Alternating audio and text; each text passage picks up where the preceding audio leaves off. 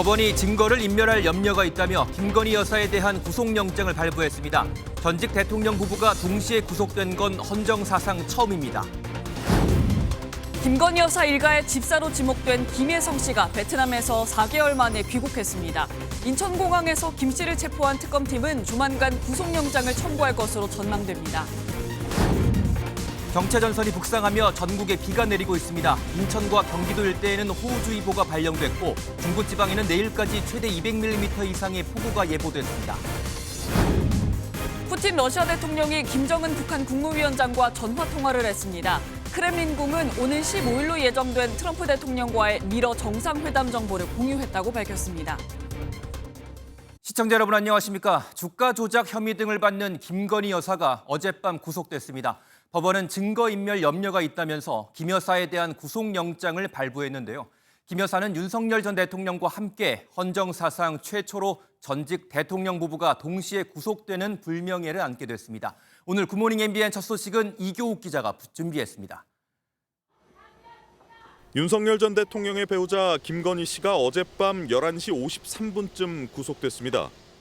서울중앙지법 정재욱 영장전담 부장판사는 증거를 인멸할 염려가 있다며 구속영장을 발부했습니다. 김건희 특검팀은 도이치모터스 주가 조작, 명태균 공천 개입, 통일교 청탁 등 건진법사 이권 개입 3가지 범죄에 대해 혐의가 상당 부분 소명됐다고 보고 구속영장을 청구했습니다. 영장 심사는 4시간 25분 동안 이뤄졌는데 구속의 필요성을 주장하는 특검팀과 구속의 부당성을 주장하는 김 여사 측이 치열한 공방을 벌였습니다. 법조계 안팎에서는 김 여사가 과거 해외 순방 때 착용한 반클리프 아펠 목걸이에 대한 거짓 진술이 구속 여부를 갈랐다는 해석이 나옵니다. 김 여사는 남편 윤석열 전 대통령과 함께 헌정사상 최초로 전직 대통령 부부가 동시에 구속되는 첫 사례가 됐습니다. 대선 당시 허위 이력 논란이 제기되자 김 여사는 아내 역할에만 충실하겠다고 약속했지만 제가 사랑하고 존경하는 남편 윤석열 앞에 저의 허물이 너무나도 부끄럽습니다. 지난해 마포대교 순찰에 홀로 나서는 등 대통령 행세를 한다는 비난에 직면하기도 했습니다. 명포백 논란 등 대통령 임기 내내 구설에 오르며 김건희 리스크란 말이 회자됐고 특검 출석 당시 아무것도 아닌 사람이라고 언급했던 김 여사는 결국 구속을 피하지 못했습니다. MBN 뉴스 이교욱입니다. 구속된 김건희 여사는 서울 남부구치소의 2평 남짓한 독방에 수감됩니다. 지난 2011년 지어진 서울 남부구치소는 과거 최순실 씨와 정경심 전 동양대 교수 등이 수감됐던 곳인데요. 구치소에서 김 여사는 일반 수용자들과 같은 처우를 받게 됐고 대통령 경호처의 경호도 중단됐습니다. 이어서 권용범 기자가 보도합니다. 김건희 여사가 영장 실질 심사를 마친 뒤 대기하던 서울 남부구치소 앞. 구속영장이 발부되자 한쪽에서 환호와 함께 축제 분위기가 이어지고 김 여사 지지자들은 허탈함에 침통한 표정을 감추지 못합니다. 구속된 김 여사는 일반적인 구속 피의자들과 똑같은 절차를 밟게 됩니다. 먼저 수용 번호가 주어지고 신체 검사를 받게 되는데 소지품은 예외 없이 교정 당국에 맡겨 영치합니다. 이후 카키색 미결 수용자복으로 갈아입은 뒤 수용 번호를 달고 수용 기록부 사진인 머그샷을 찍습니다. 입소 절차를 마친 뒤엔 약 2평대 독방에 배정되는데 기본적인 관물대와 밥상, TV, 변기 등은 있지만 침대는 없어 바닥에 이불을 깔고 자야 합니다. 김 여사의 오늘 첫 아침 식사도 일반 수용자와 동일한 메뉴로 식빵과 딸기잼, 우유, 샐러드 등이 제공됩니다. 다만 목욕과 운동은 다른 수용자와 겹치지 않게 시간이 조율될 것으로 보입니다. 영장 발부와 동시에 대통령 경호처의 경호도 중단되며 김 여사는 전직 대통령 부인 예우를 받을 수 없게 됐습니다. MBN 뉴스 권용범입니다. 민중기 특별검사팀은 수사 개시 41일 만에 모든 의혹의 정점인 김건희 여사의 신병을 확보했습니다. 특검팀은 앞으로 최장 20일 동안 구속 상태에서 김 여사를 수사할 수 있는데요. 앞으로 삼부토건 주가 조작, 양평 고속도로 노선 변경 특혜 등 김 여사를 둘러싼 다른 혐의 수사도 한층 탄력을 받을 것으로 보입니다. 박은채 기자가 보도합니다. 김건희 여사 관련 의혹을 수사하는 민중기 특별검사팀이 어제 김 여사의 신병을 확보하면서 수사가 추진력을 얻게 됐습니다. 김 여사는 김건희 특검법상 16개 수사 대상의 정점에 있는데 도이치모터스 주가 조작과 명태균 공천 개입, 건진법사 청탁 의혹 사건 등 3개 사건이 구속영장에 적시됐습니다. 다음 수사 대상으로는 양평고속도로 노선 변경 특혜, 집사 게이트, 삼부토건 주가 조작 의혹 등이 꼽힙니다. 특검팀 1호 구속 사건인 삼부토건 주가 조작 의혹과 원희룡 전 국토교통부 장관 등이 연루된 서울 양평고속도로 노선 변경 의혹 사건에선 김 여사의 관여 정황이 충분히 드러나지 않았습니다. 도이치모터스 주가 조작 혐의 사건의 키맨 이종호 전 블랙펄 인베스트먼트 대표는 윤석열 전 대통령 부부와의 친분을 내세워 형량 로비를 해주겠다는 혐의로만 구속됐고, 건진법사 청탁 의혹 사건에선 그라프 목걸이와 샤넬 가방을 찾지 못하는 등 이를 사건에선 김 여사의 직접 개입 단서가 아직 드러나지 않은 상황입니다. 특검팀은 조만간 김 여사를 다시 소환해 의혹에 대해 캐물을 방침입니다. 지난 6일 첫 대면 조사에서 모든 혐의를 완강히 부인했던 김 여사가 구속 후엔 전략을 바꿔 입을 열지도 주목됩니다. MBN 뉴스 박은채입니다.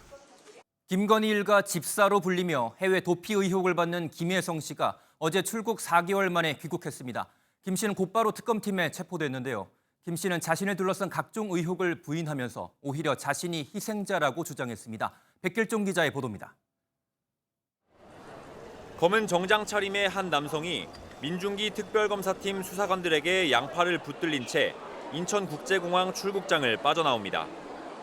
김건희 일가 집사로 알려진 김예성 씨로 지난 4월 베트남으로 출국한 지 4개월 만에 귀국해 비행기에서 내리자마자 체포됐습니다.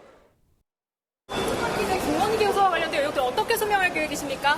그 어떤 불법적이거나 부정한 일에 연루된 바 없습니다. 특검에 최대한 협조하고 성실히 조사받겠습니다.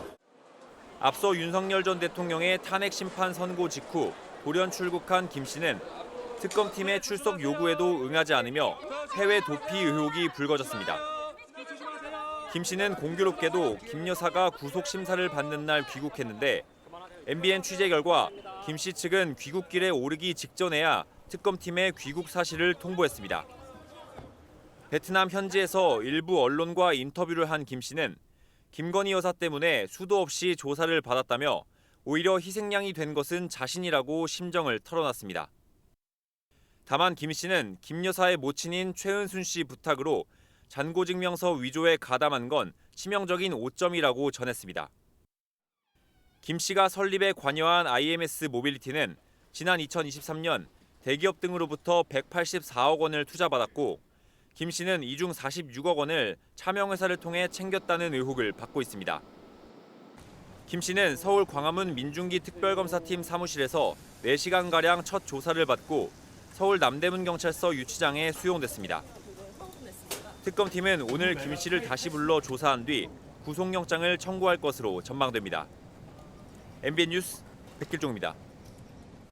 특검팀 수사 관련 단독 보도로 이어갑니다. 김건희 특검팀이 김 여사에게 수천만 원대 시계를 선물한 사업가를 수사하고 있죠. 그런데 이 사업가가 시계를 구매할 당시 김 여사와 매장 직원 간에 직접 통화를 시켜줬다고 특검팀에 털어놨습니다. 김 여사가 해당 시계를 살 때 관여했다는 사실을 입증할 또 다른 인물이 있는 겁니다. 조성우 기자의 단독 보도입니다. 민중기 특별검사팀은 지난달 25일 김건희 여사의 친오빠인 김진우 씨 장모 집을 압수수색했습니다. 당시 장모 집에선 나토 순방 때 착용한 반클리프 목걸이와 디자이니 같은 모조품뿐 아니라 바쉐론 콘스탄틴 브랜드의 스위스 명품 시계 상자도 발견됐습니다. 시계는 없었고 상자와 보증서만 발견됐는데 해당 시계는 5천만 원 상당 고가입니다. 시계를 전달한 건 사업가 서모 씨로 윤석열 정부 당시 대통령 경호처와 로봇계 시범 운영 계약을 맺은 경호로봇 업체 대표입니다. 그 시계를 제가 김건희에게 전달한 장본인이다. 서 씨는 MBN 취재진과 만나 시계를 구매할 당시 김 여사와 매장 직원을 직접 통화시켜줬다고 주장했습니다. 지난 2022년 9월 서 씨는 당시 대통령 배우자인 김 여사의 부탁을 받고 대신 해당 시계를 구매하러 갔다고 설명했습니다. 구매 과정에서 서 씨는 VIP, 즉 김 여사가 시계를 찰 것이라고 매장 직원에게 말하자 본인 확인을 요청받았다고 덧붙였습니다. 또 매장 직원이 본인 맞느냐고 김 여사에게 묻자 김 여사가 맞다, VIP 할인해달라고 답변했다고 서 씨는 기억했습니다. 김 여사 통화 이후 서 씨는 해당 시계를 할인된 가격인 3,500만 원에 구매했다고 밝혔습니다. 특검팀은 서 씨가 청탁 목적으로 시계를 구입한 것은 아닌지 의심하고 있지만 서 씨는 김 여사로부터 돈을 받은 뒤 구매 대행만 해줬다는 입장입니다. 한 차례 서 씨를 불러 조사한 특검팀은 김 여사를 상대로도 시계를 매개로 청탁이 이루어졌는지 강하게 추궁할 전망입니다. MBN 뉴스 조성우입니다. 그런데 김건희 여사에게 명품 시계를 전달한 사업가 서 씨는 MBN 취재진에게 김 여사로부터 대통령실 홍보 업무를 맡아달라는 제안도 받았다고 주장했습니다. 공직자가 아닌 대통령의 배우자는 대통령실 인사권이 없는데요. 특검팀은 김 여사가 인사에 개입한 정황이 있는지도 들여다볼 것으로 보입니다. 이어서 현지호 기자가 단독 보도합니다. 김건희 여사에게 고가의 명품 시계를 대신 사줬다는 사업가 서모 씨는 대통령실에서 일해달란 제안을 받았다고 주장했습니다. 윤석열 전 대통령 취임 직후 시작된 출근길 문답, 도어 스태핑을 도와달라고 부탁했던 겁니다. 서 씨는 MBN 취재진에 김 여사가 사람이 없으니 홍보 업무를 도와줄 수 있겠냐고 물어봤다며 관심이 없어 거절했다고 밝혔습니다. 대통령실 홍보수석실 소속 자리를 제안받았다는 의미로 해석됩니다. 김 여사에게 시계를 준 시점은 지난 2022년 9월인데 제안을 받은 건 그 이후라고 서 씨는 설명했습니다. 당시는 윤 전 대통령의 발언을 두고 논란이 이어지면서 도어 스태핑 문답 중단과 재개를 반복하던 때입니다. 가짜 뉴스로 이간질하려고 아주 악의적인 그런 행태를 보였기 때문에 대통령의 그 헌법 수호 그 책임의 일환으로서 그런 부득이한 조치였다고 저는. 다만 서 씨는 제안을 거절했다고 밝혔습니다. 문제는 서 씨의 말대로라면 인사권이 없는 대통령 배우자가 대통령실 인사에 개입하려 했을 가능성이 있다는 점입니다. 이미 김 여사는 코바나 컨텐츠 직원을 부속실 행정관으로 앉히는 등 민간인 신분으로 대통령실 인사에 개입했다는 의혹을 받고 있습니다. 김 여사 측은 서 씨의 시계 구매와 인사 제한 관련 의혹에 대한 입장을 묻는 질문에 구속심사가 진행 중이라 확인이 안 되는 상황이라며 말을 아꼈습니다. MBN 뉴스 현지호입니다. 김건희 여사가 나토 순방 당시 착용한 반클리프 목걸이를 두고 김 여사 측은 그동안 모조품이라고 주장해왔습니다. 하지만 특검팀은 서희건설 회장으로부터 진품 목걸이를 김 여사에게 사줬다는 진술서를 받아냈습니다. 기존 김건희 여사의 구속영장 청구서엔 담기지 않은 내용인데요. 어제 구속심사에서 김 여사가 거짓 진술을 하고 있어 증거인멸 위험이 크다는 정황 증거로 사용됐습니다. 노하린 기자가 보도합니다. 나토 순방 목걸이 의혹과 관련해 민중기 특별검사팀은 서희건설을 뇌물공여 혐의로 지난 11일 압수수색했습니다. 특검팀은 압수수색 당일 이봉관 서희건설 회장 측으로부터 진품 반클리프 목걸이를 김건희 여사에게 제공했다고 인정하는 자수서를 제출받았습니다. 서희건설 측은 윤석열 전 대통령 나토 순방 당시 김건희 씨가 착용한 반클리프 앤 아펠 목걸이를 교부한 사실을 인정하는 취지의 자수서를 특검에 제출하였습니다. 자수서에는 대선 직후인 2022년 3월 이 회장이 자신의 비서실장을 통해서 구입해 전달했고 상품권으로 결제했다는 내용이 담긴 것으로 전해졌습니다. 특검팀은 서희건설이 김 여사에게 전달했다가 몇 년 뒤 돌려받아 보관 중이던 진품 목걸이 실물도 이미 제출받아 압수했습니다. 진품 목걸이와 앞서 김 여사 오빠 장모 집에서 찾은 모조품 목걸이는 모두 어제 열린 김 여사 구속영장 실질심사에 증거로 제출했습니다. 진품 목걸이를 찾는 데 성공하면서 순방 당시 착용한 목걸이가 재산신고 대상이 아닌 모조품이라는 김 여사 측 주장은 힘을 잃게 됐습니다. 특검팀은 서희건설의 청탁 여부를 조사하는 동시에 모조품이 발견된 경위를 포함한 관련자들의 수사방해 행위에 대해서도 명확히 규명하겠다는 방침입니다. MBN 뉴스 노하린입니다. 조국 전 대표와 윤미향 전 의원 등 특별 사면과 관련해 더불어민주당이 여론 추이에 주목하고 있습니다. 이 대통령 지지율이 취임 후 최저치를 기록한 것에 대해 사면과 무관하다, 사면에 대한 여론은 나쁘지 않다는 분석을 내놓고 있는데요. 하지만 야권은 항의 차원에서 이재명 대통령 취임식 성격에 국민 임명식에 참석하지 않기로 했습니다. 김도형 기자입니다. 조국 전 대표의 사면을 두고 더불어민주당은 대체로 환영 분위기가 이어지고 있습니다. 정청래 민주당 대표는 SNS에 이재명 대통령의 특별 사면을 존중하고 환영한다며 조국 전 대표와 최강욱 전 의원을 향해 고생이 많았다고 밝혔습니다. 사면을 두고 많은 국민이 공감하고 있다며 역풍 진화에도 나섰습니다. 전반적으로 이 사면에 대해서는 크게 여론은 나쁘지 않다. 검찰 독재 정권에 희생된 그런 희생자들을 다시 제자리로 돌려놓고 나라를 다시 정상화하는 이런 차원에서.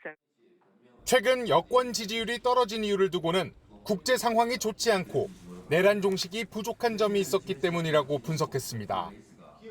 야권은 반발했습니다. 입시비리 작범인 조국은 마치 독립운동이라도 한 듯 행동하고 있고 국민들은 분노 게이지가 폭발일보 직전입니다. 개혁신당은 윤미향 전 의원의 광복절 사면은 어린이날에 조두순을 사면한 격이라고 비꼬았습니다. 국민의힘과 개혁신당은 오는 15일 광복절에 열리는 이재명 대통령 취임식 성격의 국민 임명식에도 불참하기로 했습니다. 이명박 전 대통령도 참석하지 않기로 하면서 사면 후폭풍에 따른 정치권의 분열은 더 가속화되는 분위기입니다. MBN 뉴스 김도형입니다. 더불어민주당은 조국 전 대표의 정치 행보도 예의주시하고 있습니다. 조국 혁신당은 민주당과의 합당설에 한 번도 검토한 적이 없다며 당장 내년 지방선거 호남에서의 경쟁도 예고했습니다. 정태웅 기자입니다. 조국 혁신당은 계속해서 제기되는 민주당과의 합당설에 단호히 선을 그었습니다. 개별 의원들이 본인의 생각들을 밝히는 것은 이제 언론지상을 통해서 확인했습니다만은 조국 혁신당 내에서 한 번도 진지하게 그런 검토나 논의를 한 바가 없습니다. 당내 한 의원도 MBN에 원내 3당과 진보정당으로서의 역할을 해야 한다며 독자 노선의 필요성을 강조했습니다. 섣부른 합당 논의는 당의 입지는 물론 조국 전 대표의 위상마저 약화시킬 수 있다는 경계감이 작용한 것으로 보입니다. 혁신당은 오히려 내년 지방선거에서 민주당의 텃밭인 호남 지역을 놓고 경쟁하겠다는 방침을 천명했습니다. 지금까지의 원칙은 호남 지역에서는 건전한 경쟁, 그다음에 다른 지역에서는 국민의힘 후보를 상대로 해서 개혁 진보 진영의 단일 전선을 만드는 것, 이것을. 실제로 혁신당은 지난해 총선 비례대표 투표 당시 호남권에서 득표율 1위를 기록했습니다. 지난 4월 전남 담양군수 재선거에서는 민주당을 꺾으며 첫 지방자치단체장을 배출하기도 했습니다. 민주당의 대안정당을 강조하고 나선 혁신당은 오늘 당무위원회에서 조 전 대표 사면 이후 당의 진로를 논의할 예정입니다. MBN 뉴스 정태웅입니다.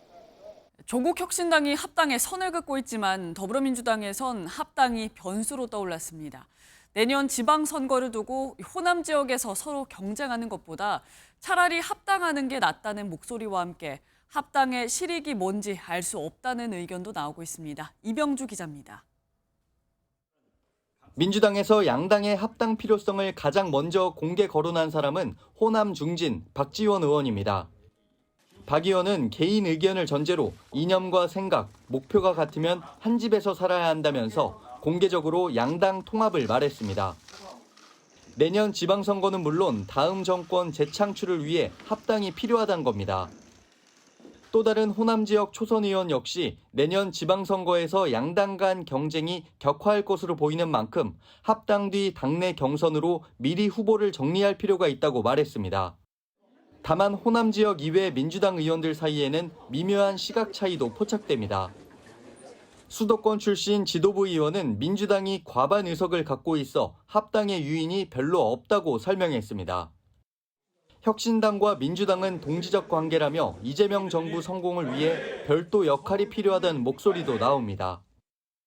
시대의 흐름에 따라서 자연스럽게 될 수도 있고 안 될 수도 있는 거기 때문에 지금 그런 거 얘기하는 것은 시기상조라고 보여집니다.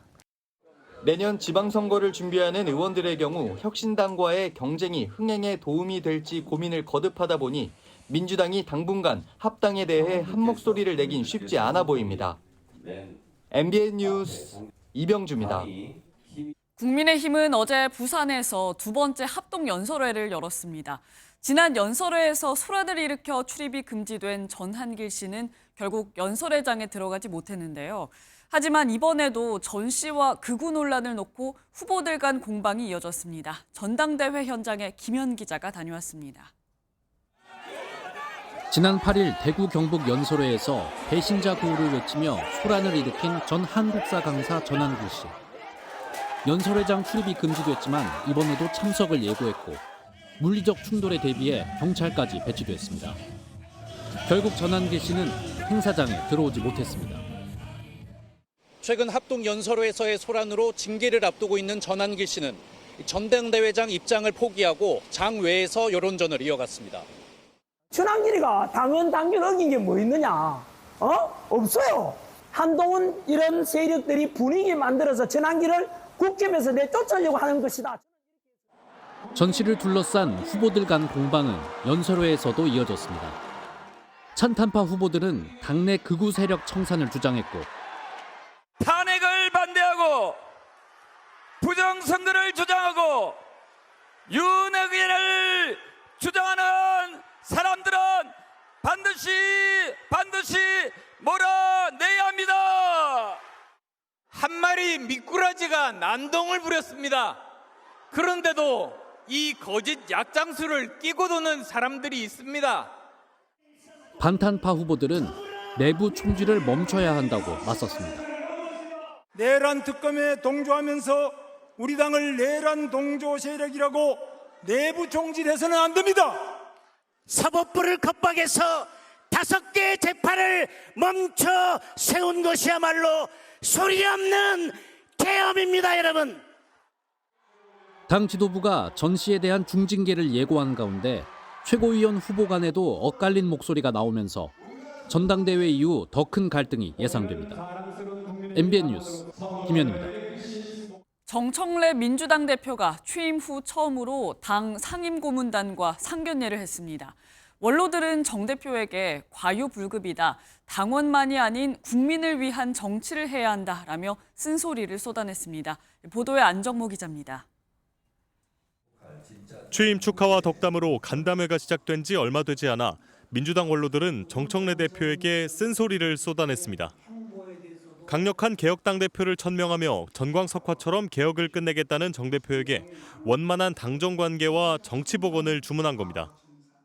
과유불급이에요.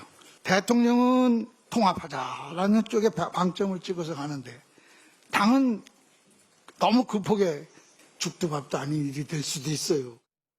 당원 주권주의를 내건 정 대표가 당원들뿐만 아니라 국민도 바라봐야 한다는 조언도 나왔습니다. 국민의힘과 악수하지 않겠다며 야당의 강경 기조를 이어가고 있는 정 대표에게 협치해야 한다는 지적도 이어졌습니다. 여론조사는 어제 뚝 떨어졌어요. 반보만 앞서서 가야 되고 악마와도 국민을 위해서라면 손을 잡아야 된다. 메모하며 경청한 정 대표는 구체적인 답변은 하지 않고 잘 새기겠다며 만남을 정례화하자고 했습니다. 고모님들 3개월에 한 번씩 모시는데 반대하시는 고모님 있으면 손 한번 들어보세요. 아무도 안 계시죠? 상임 고문들은 개헌 필요성을 강조하고 트럼프발 관세 전쟁에 대응하기 위한 노동시장 유연화 등을 주문하기도 했습니다. MBN 뉴스 안정모입니다. 이재명 대통령과 트럼프 미국 대통령이 오는 25일 백악관에서 첫 정상회담을 합니다. 환영식이 없는 실무 방문 형식으로 이뤄지는데 두 정상이 방위비 분담금과 조선업 협력 등 현안에 집중하겠다는 의지로 풀이됩니다. 선한빛 기자가 보도합니다. 이재명 대통령은 오는 25일 미 워싱턴 DC에서 도널드 트럼프 미국 대통령과 회담합니다. 이번 방미는 공식 실무 방문 형식입니다. 따라서 공식 환영식 없이 양국 정상 간 관심 의제에 대한 협의에 집중합니다. 김혜경 여사도 방미 일정에 동행합니다. 두 정상은 변화하는 국제 안보 및 경제 환경에 대응하여 한미 동맹을 미래형 포괄적 전략 동맹으로 발전시켜 나가기 위한 방안을 논의할 예정입니다. 특히 안보 분야에서 방위비 분담금과 국방비 증액, 주한미군 재배치 문제 등이 다뤄질 걸로 전망됩니다. 지난 관세 협상 타결에 결정적 역할을 했던 조선업 펀드, 이른바 마스카 프로젝트와 관련해 이 대통령이 미 현지에 있는 필리조선소를 방문할 가능성도 있어 보입니다. 이번 회담은 이 대통령 취임 후 82일 만에 열리는 정상회담으로 김대중 전 대통령 이후 취임 후 가장 늦은 시점에 열리기도 했습니다. 미국으로 가는 길에 일본에 먼저 들러 이시바 총리와 정상회담을 하느냐는 질문에 대통령실은 여러 가지 가능성을 열어놓고 교감하고 있다고 설명했습니다. MBN 뉴스 서남미 씨입니다. 산업재해와의 전쟁을 선포한 이재명 정부가 최근 산재 사고가 잇따른 포스코 ENC에 대해 대규모 인원을 투입해 고강도 압수수색에 들어갔습니다. 이재명 대통령은 산재가 발생한 기업에는 아주 강한 타격을 줘야 한다며 입찰 자격을 영구 박탈하는 방안을 검토하라고 지시했습니다. 이혁준 기자입니다. 경찰과 노동부가 포스코 ENC 압수수색에 들어갔습니다. 근로감독관과 경찰 70여 명을 투입했습니다. 대상은 인천 송도 본사와 하청업체입니다. 지난 4일 고속도로 공사 현장에서 30대 외국인 노동자가 감전 사고를 당한 데 따른 조치입니다. 이번까지 이재명 정부 들어 산업재해 수사와 관련한 압수수색은 벌써 6번째입니다. 노동부는 지방노동청과 긴급회의를 열고 중대재해 발생 기업은 빠짐없이 강제 수사한다는 방침을 재확인했습니다. 이재명 대통령은 국무회의에서 사고는 기업 탓이라고 강하게 질책했습니다.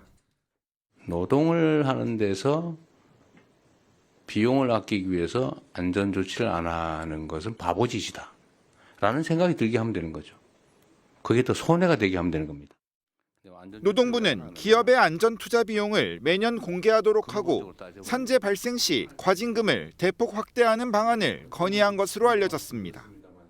이에 대해 이 대통령은 입찰 자격 영구 박탈과 금융 제재, 안전미비 사업장 적발 시 파격적인 포상금 지급을 검토하라고 지시했습니다. 이 대통령의 표현으론 특공대, 즉 상설특위 같은 전담 조직을 만들어 산업 현장을 상시 관리하라는 지침도 내렸습니다. 감전 사고를 당한 뒤 심정지 상태로 병원으로 옮긴 미얀마인 노동자는 사고 8일 만에 중환자실에서 의식을 회복했습니다. MBN 뉴스 이혁준입니다.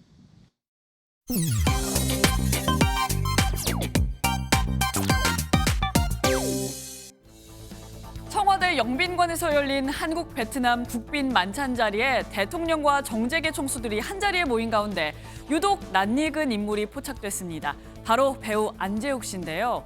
이 대통령과 같은 테이블에 자리한 안재욱 씨 근처엔 정의선 현대차그룹 회장과 구광모 LG그룹 회장 모습도 보입니다. 안재욱 씨의 드라마 별은 내 가슴에가 베트남을 비롯해 아시아권에서 큰 사랑을 받았는데요. 어느 나라를 가든 다 알아봤다 회상하기도 했던 안재욱 씨. 이번 자리 역시 베트남과의 문화교류에 긍정적인 영향을 끼쳐 참석한 것으로 보입니다. 누리꾼들은 30년 전 드라마인데 대단하다, 영화 촬영 장면 아니냐, 잘 모르는 젊은 회장님인 줄 알았다라며 놀란 반응을 감추지 못했습니다. 미국에선 대낮에 하늘에서 커다란 불덩어리가 떨어지는 일이 벌어졌습니다. 지난 6월 미국 조지아주의 한 가정집 지붕을 뚫고 돌덩이가 떨어졌습니다. 알고 보니 운석이었습니다. 1톤짜리 유성이 폭발하면서 그중 방울토마토 크기의 파편 하나가 초당 1km 이상의 속도로 빠르게 추락한 건데요. 지역 대학은 이 운석이 지구보다 2천만 년이나 더 오래된 것으로 분석했습니다. 연구 가치가 높은 운석의 경우 수십억 원이 넘는 가격에도 거래되면서 우주 로또라고 불리기도 하는데요. 누리꾼들 사이에선 가정집이라 소유권은 확실하겠다. 그래서 저 운석은 얼만가요? 우리 집으로도 하나 부탁한다라는 반응입니다. 지금까지 인터넷 와글와글이었습니다. 운전하는 택시기사를 폭행하는 것도 모자라 망치와 흉기로 협박한 남성이 경찰에 붙잡혔습니다. 남성은 술에 취해 요금이 많이 나왔다면서 기사에게 막무가내로 시비를 걸었던 것으로 조사됐습니다. 최하원 기자가 보도합니다. 택시가 멈춰서자 차에서 내린 승객이 무언가를 집어들고 택시기사는 겁에 질린 듯 승객을 피해 달아납니다. 뒤이어 승객이 공구가게에서 망치를 집어들더니 마구 휘두릅니다. 격분한 듯 짐수레를 들고 택시를 가격하는 모습도 포착됩니다. 지난 11일 낮 12시 30분쯤 서울 영등포구에서 택시 승객 70대 남성 A씨가 기사를 위협하는 모습입니다. 기사님이 갑자기 살려주세요 하는 거예요. 뒤에 있는 그 승객분이 나이가 좀 있는데 목덜미 잡고 막 흔들대는 거예요. 차량에서 내린 A씨가 공구가게에 놓인 망치와 커터칼을 마구 던지면서 주변을 지나던 시민들은 불안에 떨어야 했습니다. A씨는 요금이 많이 나왔다며 택시기사에게 시비를 걸었고 택시 안에서 기사의 머리를 여러 차례 폭행한 것으로 파악됐습니다. 택시기사와 주변 상인들이 A씨를 제지하는 사이 경찰이 출동하면서 폭행은 가까스로 마무리됐습니다. 검거 당시 A씨는 만취 상태였던 것으로 전해졌습니다. 경찰은 A씨를 입건하고 조만간 구속영장을 신청할 예정입니다. MBN 뉴스 최하원입니다. 부산 도시철도 공사장 주변에서 또 대형 땅꺼짐이 발생해 지나가던 트럭 바퀴가 빠지는 아찔한 사고가 났습니다. 최근 3년 사이 이 주변에만 이른바 싱크홀이 16번이나 생겼는데 주민들은 하루하루가 불안하기만 합니다. 보도에 박상호 기자입니다. 푹 꺼진 땅에 지나가던 트럭 뒷바퀴가 빠져 아슬아슬 걸쳐 있습니다. 굴착기가 차량 뒷부분을 들어올려 겨우 밖으로 빼냅니다. 부산 도시철도 사상 하단선 공사 현장 주변에서 또 땅꺼짐이 발생했습니다. 그리고 차가 뒷바퀴 치는데 막 이게 무너졌어. 가슴에 두근거리고 뭐 어디 우회해야 될지 모르겠던데. 구멍은 계속 커져 가로 길이만 5m에 달합니다. 이번에 땅꺼짐이 발생한 곳은 시장 입구 바로 앞이어서 시장으로 통하는 진입로마저 끊겨버렸습니다. 최근 3년 사이 이 일대에서 땅꺼짐이 발생한 건 이번이 벌써 16번째입니다. 부산시는 땅꺼짐의 원인으로 집중호우와 도시철도 시공을 지목했지만 16번이나 반복되는 동안 막을 방법은 내놓지 못했습니다. 얼마나 걱정된 줄 알아요. 말도 못해요.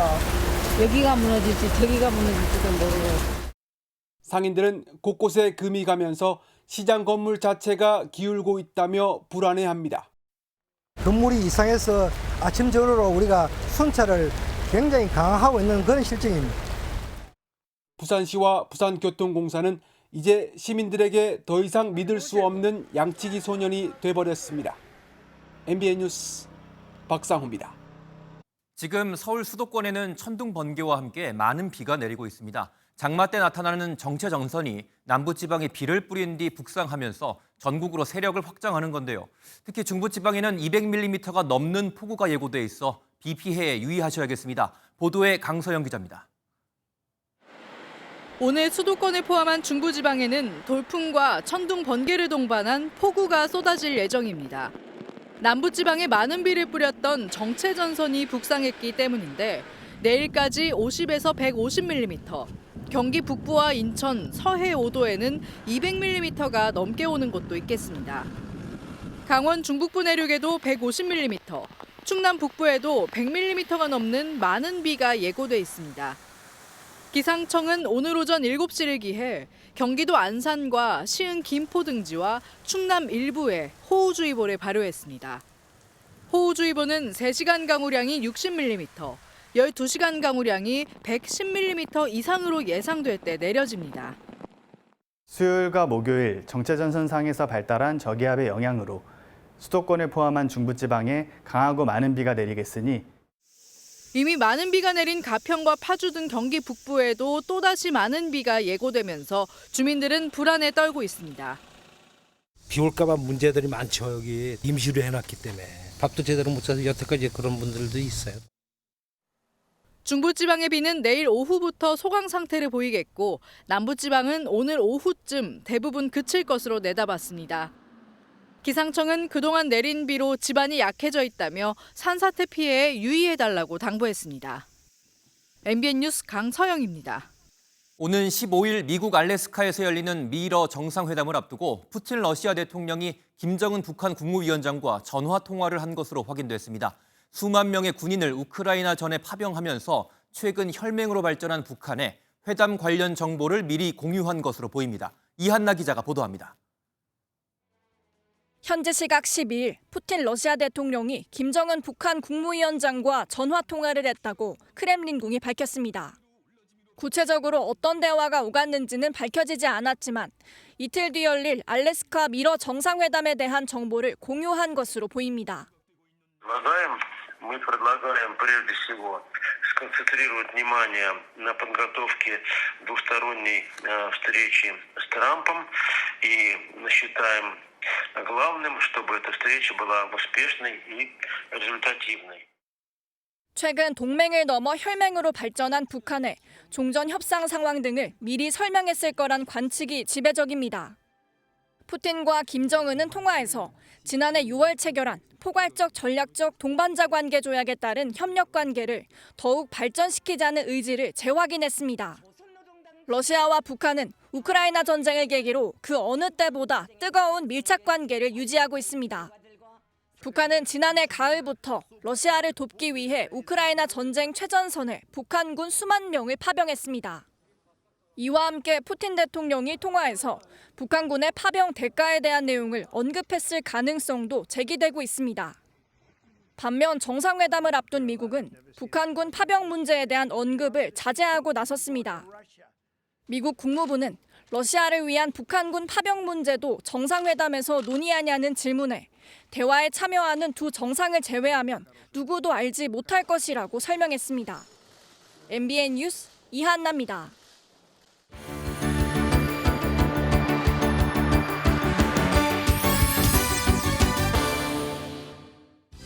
굿모닝 월드입니다.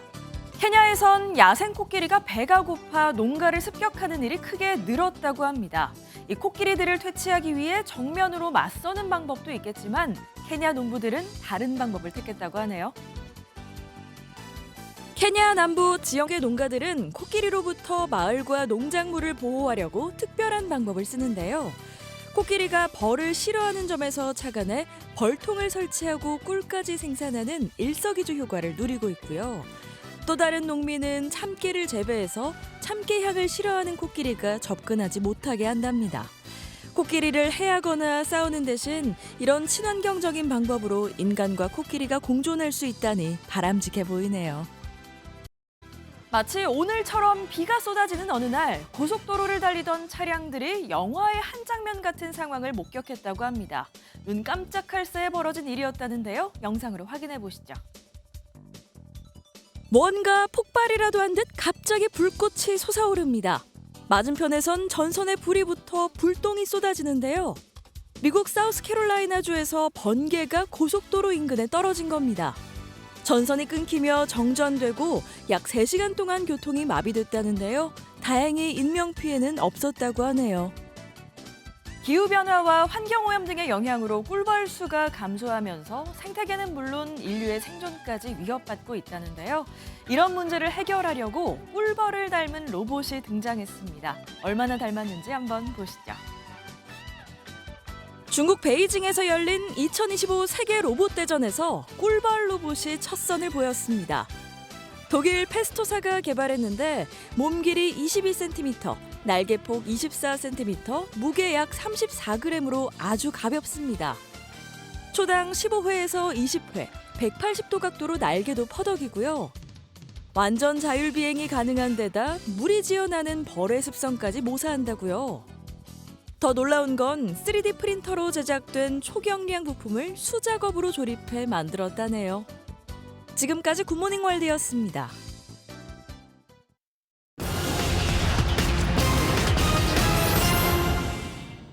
소상공인 2명 가운데 1명은 정부의 민생회복 소비 쿠폰 시행 이후 매출이 증가했다는 조사 결과가 나왔습니다.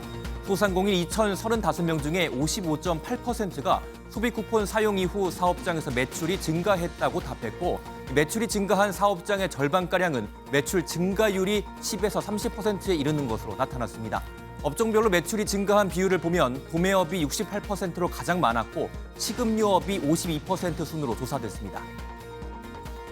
지난달 서울 주요 대학가 인근의 원룸 평균 월세가 지난해보다 하락한 것으로 나타났습니다. 서울 주요 10개 대학 인근 상황을 살펴보니 보증금 1,000만 원 기준 원룸 평균 월세는 58만 1,000원으로 지난해 대비 2만 7천 원이 하락한 것으로 조사됐습니다. 하락폭이 가장 큰 지역은 서울대 인근으로 올해 42만 3천 원으로 15.4% 내렸고, 반대로 한양대 인근은 57만 5천 원으로 4.5% 올랐습니다. 최근 SNS를 통해 가족에게 50만 원만 보내도 증여세가 부과된다는 내용이 퍼지고 있는 데 대해 국세청은 사실무근이라고 밝혔습니다. 국세청은 상속세 및 증여세법 제46조에 따라 사회통념상 인정되는 치료비, 피부양자의 생활비, 교육비 등에 직접 지출한 건 증여세 과세 대상이 아니라고 설명했습니다. 또 올해 8월부터 국세청이 인공지능으로 개인 금융거래를 감시하고 있다는 소문도 전혀 사실이 아니라고 국세청은 덧붙였습니다. 지금까지 오늘의 굿모닝 경제였습니다. 특별 귀화 선수 신분으로 태극마크까지 달았던 라거나가 한국 프로농구 무대로 복귀했습니다. 한국을 제2의 고향이라고 표현한 라거나는 선수 생활을 한국에서 마무리하겠다는 각오를 밝혔습니다. 이규영 기자입니다. 지난해 KCC를 우승으로 이끌었던 특급 외국인 선수 라거나가 중국과 필리핀 리그를 거쳐 1년 만에 한국 무대로 돌아옵니다. 안녕하세요, 라거나입니다.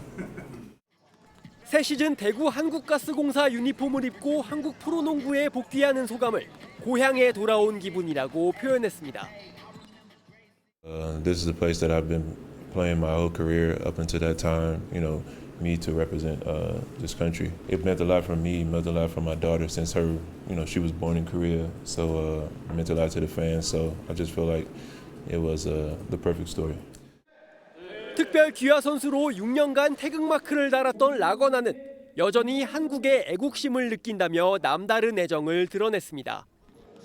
현재 귀화 선수 없이 세계 무대에서 고군분투 중인 대표팀에 도움이 되고 싶다고도 말했습니다. I feel like I know what the national team needs. So I feel like if they have any questions or if they want like any recommendations from me, I'm willing to help because it's still my country. KBL 역대 최다 리바운드 1위, 득점 2위에 빛나는 현재 진행형 전설 라거나는 자신의 은퇴 무대 역시 한국이 될 것이라고 못 박았습니다. I decided to, dedicate my whole career here, even as a rookie, and I'm still here, so I still have the same plans. I'm back here, and the plans are still the same to retire in Korea. MBN 뉴스 이규현입니다. 지난 2022년 55조 원 규모의 암호화폐 테라루나 폭락 사태를 일으킨 권도영 테라폼랩스 대표가 미국 법원에서 사기 혐의를 인정하고 최고 형량을 낮추는 데 합의했습니다. 검찰은 유죄 인정 합의에 따라 25년형이 아닌 최대 12년형을 구형하기로 했고 권 씨가 미국에서 형기를 절반 이상 채운 뒤 한국으로 송환될 가능성도 열렸습니다. 오늘과 내일은 전국에 비가 내리겠습니다. 현재 붉은 폭우구름이 중부지방에 걸쳐지면서 현재 이들 지역으로는 시간당 10에서 60mm의 강한 비가 쏟아지고 있습니다. 따라서 서울을 비롯한 수도권과 충남 서해안으로는 호우주의보가 발효 중이고요. 앞으로 이 특보 지역은 점차 더 확대되겠습니다. 내일까지 예상되는 비의 양은 인천과 경기 북부를 중심으로 200mm 이상, 강원 내륙에 150mm 이상, 서울에도 최고 150mm의 많은 비가 쏟아지겠습니다. 남부지방은 오늘 오후까지 최고 40mm의 비가 더 내리겠습니다. 내일까지 곳곳으로는 시간당 30에서 50mm의 호우가 마치 퍼붓듯 쏟아지겠고요. 또 곳곳으로는 바람도 강하게 불겠습니다. 이 시각 현재 기온을 보시면 서울은 24.3도로 출발하고 있습니다.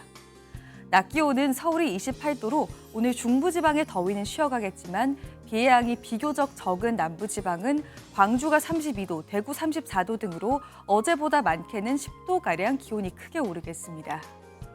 중부지방의 비는 오는 광복절인 금요일 오전까지 이어지겠습니다. 날씨였습니다.